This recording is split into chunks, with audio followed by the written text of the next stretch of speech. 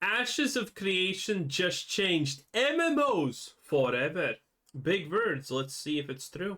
So today was a rather unexpectedly poggy stream, as we were treated not only to an incredibly detailed showcase of their server tech systems, allowing for a next-generation, massively multiplayer open world, but we also got an announcement of Alpha 1 key holders finally getting into the game to test this exciting new tech. But Ooh, that is pretty cool.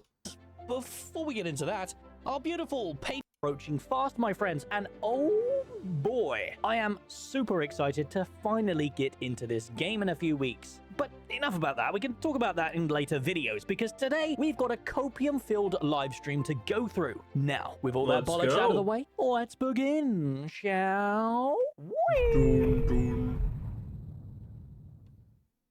Okay, so as stated in the intro, this livestream was very technical, but I will attempt to break down this over 2-hour showcase into a nice, neat, tidy package for you to digest. Obviously, well, it's 6 minutes long, and 1 minute of that was the intro. So, I don't know how exciting the live stream honestly was in that case. Wow. Server meshing is our topic this month, and Intrepid went into a lot of depth about how their tech works and what goes on behind the scenes, as most companies do not reveal such important back-end information. If you're not I'm pretty sure all the companies do the exact same thing. There is no way they don't. very tech savvy or genuinely don't care, hey, listen, I don't blame you, because even I had a... Listen. I unironically think that all of the computer shit and whatnot is black magic, because there's no way it works otherwise. There is no way you flip a bunch of zeros and ones and then it knows what kind of color of whatever it needs to be on the screen here. You can't convince me this is not some kind of magic or sorcery.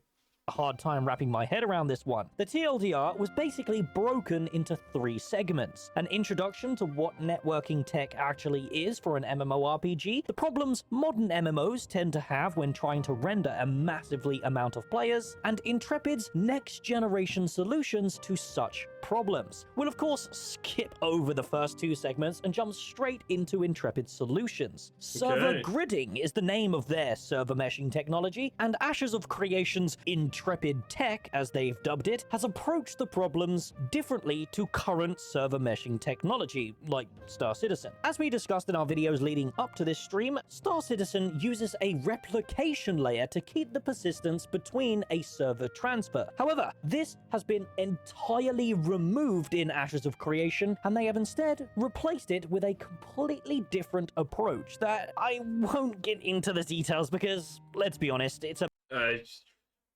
So, yeah, I have no idea what the hell does this even mean. Bunch of bullshit that we don't really care about. Why is this important, though? Just trust me, bro, it works, is pretty much the gist. Unfortunately, okay, the big gist of it is obviously the fact that everyone's actually going to be on one server, while in reality, it's going to be like different servers, as much as I can... as much as I can guess at this moment. It's going to be one server where everyone can meet each other, but it's not going to have latency issues. That's probably the outcome they're going for. I don't know. Lack of a replication layer also creates a problem. Without a replication layer, one server cannot communicate to another server on the other side of the world. Therefore, Intrepid have created a brand new concept known as microservices, which can be visualized like additional servers floating above the standard ones that communicate all the information to one another. And now we get on... Okay, so instead of one big replicator layer, they have now multiple smaller ones. I don't know if I'm gonna exactly call that innovative, but okay. To the final solution, solving the Hey, as long as the world's full with people and it looks alive, I don't honestly give a shit. Large numbers of players coming together in one location dynamically. Dynamic server meshing. The problem Star Citizen has been stuck on for many, many years, sinking hundreds of millions of dollars into it, and they still have yet to solve it. Ashes of Creation are approaching this in a slightly different way again, through the concept that they call dynamic gridding. Without going too in-depth, it is basically just splitting the already static server grid into additional, smaller servers within the same grid. And the most interesting part about this is that it isn't 5 years away either. The team are aiming to have this dynamic gridding ready and live for the Alpha 2 launch, just a couple of months away. Does Intrepid currently have a plan on how to accomplish dynamic gridding, or is it just we want it but don't know how? Right now, dynamic gridding is in place. Right now, what we are doing is we are optimizing, fixing performance around that. And the current goal, which is on target, is that dynamic gridding will be online by the start of Alpha 2. All of our tech was built to get to the point where we can do dynamic gridding. This has always been the end goal overall. So dynamic gridding is still in active development right now, but the plan is that by Alpha 2 entrance criteria, we will have dynamic gridding in a bug-sturdy place that is optimized and working as we need it. Now, the rest of the presentation was just kind of yapping about tick rates and other bullshit, so I won't go too deeply into it, as it's pretty nerdy. Yeah, this already seems like a lot of yapping and not a lot of results being produced. So, again, what is this? Are we just gonna get a giant server where everyone thinks that they're on the same server and it works fine? Because that should be the goal. For the general audience. What I recommend, though, if you are interested in this next generation tech, is to watch the full 1 hour and 20-minute presentation, because obviously a balding middle-aged man cannot do Intrepid's work justice in just a single 10-minute video. Therefore, I will be following this brief breakdown into a much more in-depth video later this month. So I'd appreciate your support trying to digest this information by subscribing and tuning in to that upcoming video. Now, we'll conclude today's breakdown with the rest of the stream information related to the studio update and artwork. First up, the studio update went into a very interesting discussion about Alpha 2 key sales. So apparently, because of this server meshing technology, Intrepid can now host many more players and many more servers. Therefore, the Alpha 2 key Oh boy, that means there's gonna be more keys to buy in that case. Wow! Previously, the After Creation did the wildest thing that no one can understand heads or tails from. So, their alpha keys, or whatever they were called, costed 200 buckaroos each. Imagine paying 200 bucks for something where you're literally a lab rat. Yeah, what a time to be alive, I know. And they sold a lot of them. And then they stopped selling them because the server maintenance would be too much. Bro, one key costs $200. What do you mean?